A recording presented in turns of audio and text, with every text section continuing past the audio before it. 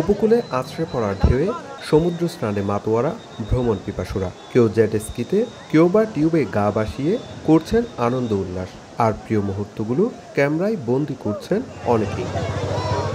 সাগর তীর জুড়ে মানুষ আর মানুষ, যাদের পদচারণায় মুখর বালিয়াড়ি কিংবা নোনাজল। ছুটির দিন শুক্রবার পরিবার পরিজনকে সঙ্গে নিয়ে এভাবে মেতেছেন পর্যটকরা। 2-3 দিন ছুটি পাইছি, এই ফ্যামিলি নিয়ে ঘুরতে আসছি।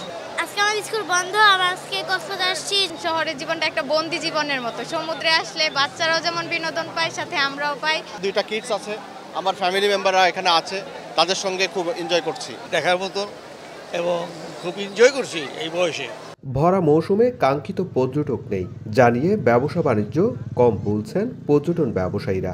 একই সঙ্গে 5 শতাধিক হোটেল মোটেল ও রিসোর্টে নেই কাঙ্ক্ষিত বুকিং। বিগত দিনে এই টাইমে অনেক ভালো ব্যবসা হচ্ছিল, এবছর কিন্তু মানুষজন কম আসতেছে। ব্যবসা হবে কিনা সেটা আমরা বুঝতেছি না। আমাদের ব্যবসা বাণিজ্য এখন অনেক খারাপ। আমাদের হোটেলের যে রেনোভেশনের কাজটা সব অফ সিজনে করে রাখি, যাতে সিজন আমরা ব্যবসা করতে পারি, কিন্তু এইবার ওইভাবে আমাদের পর্যটক টানতে পারছি না এবং আমরা যে পরিমাণ ইনভেস্ট করেছি এই পরিমাণ রিটার্ন আসবে বলে আমাদের মনে হয় না। এদিকে পর্যটকদের নিরাপত্তায় সজাগ রয়েছে বিচকর্মী, লাইফগার্ড, ট্যুরিস্ট পুলিশ ও জেলা প্রশাসন।